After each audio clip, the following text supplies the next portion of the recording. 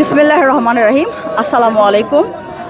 আপনারা জানেন বিগত 100 বছরের এই দাবি কান্দা ব্রিজের দাবি, এবং এই দাবি আজকের সময় উপযোগী দাবি না, মানুষের নিড একেবারেই জরুরি হয়ে দাঁড়িয়েছে। কাউন্দিয়াতে মানুষের ঘর বাড়ি তৈরি হয়েছে। মানুষ যখন সবচেয়ে বেশি সমস্যা হচ্ছে যখন হাসপাতালে তাদের আসতে হয়, এই নদীটা পার হতে হতেই অনেক রুগী মৃত্যুবরণ করেন। বিশেষ করে যারা গর্ভবতী থাকেন তাদের কিন্তু বিশাল সমস্যা। এই গর্ভবতী মহিলাকে নিয়ে এখানে আসা আসলে সো টাফ। তাই এইটা শুধু সময়ের উপযোগী না, এটা হচ্ছে মানুষের প্রত্যেকটা মানুষের একটা দাবি যে কাউন্দিয়া ব্রিজ করা যায়। আপনারা জানেন এই দাবির উপর নির্ভর করে আমরা তো আসি, আমাদের প্রধানমন্ত্রী তারেক রহমান, মাননীয় প্রধানমন্ত্রী তারেক রহমান যখন আসছিলেন আমাদের 14 আসনে, উনি কিন্তু বলে গেছেন কাউন্দিয়া ব্রিজের কথা, এবং কাউন্দিয়া ব্রিজের উনি করবেন, আশ্বাস দিয়েছেন। তাহলে এইখানে এখন আমাদের যে পরিকল্পনা চলতেছে, আমাদের যারা আসছেন সব জায়গা থেকে, সব প্রশাসন থেকে আসছে এবং তারা একযোগ। এখন সমস্যা হচ্ছে আমাদের রাজকের একটা এনওসি লাগবে। রাজক যে কথা বলতেছে এই জমি নিয়ে, জমিটা হচ্ছে এই এরিয়া, দ্যাট মিনস হচ্ছে কৃষি জমি বলতেছে, কিন্তু আমার কথা হচ্ছে কৃষি জমি সে বলতেছে, কিন্তু এখানে তো মানুষ বসবাস করতেছে, বিল্ডিং হচ্ছে, তাহলে এরা কেন সুযোগ সুবিধা পাবে না? আর একটা ব্রিজ যদি হয়, মানুষের সাথে যোগাযোগ ব্যবস্থা ভালো হবে, মানুষের সুযোগ সুবিধা হবে, এবং একটা ঢাকা শহরের একটা পাশের জায়গা থেকে, এত কাছে থেকে তারা কেন দ্বীপের মতো বসবাস করবে?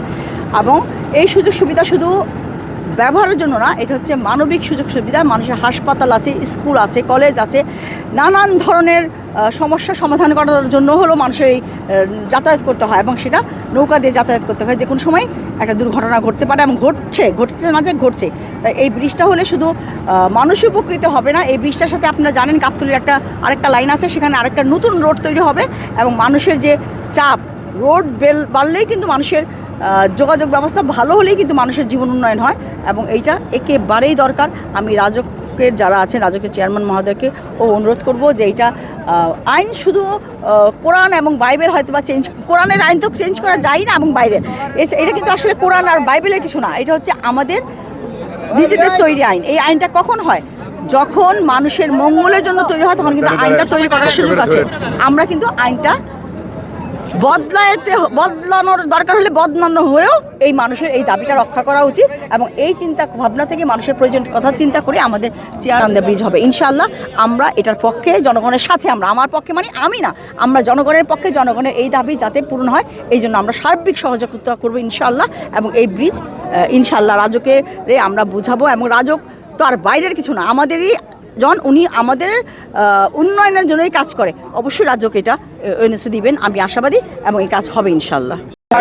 আমাদের কিছু আইন কানুন আছে, যে আইন কানুন পর্যালোচনা করে, এবং তারপরে হচ্ছে যেটা সবচেয়ে বড় কথা, জনস্বার্থের বিবেচনায়, সবকিছু বিবেচনায় নিয়ে আমরা ব্যাপারটা উপস্থাপন করবো চেয়ারম্যান মহোদয়ের কাছে।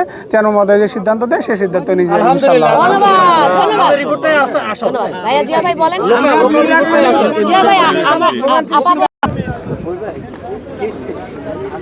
তোমার ফোন দিলে এখন আইসো না, তুমি এই গাড়ি তো চলে গেছে।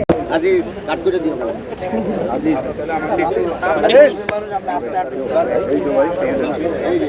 তাহলে আমরা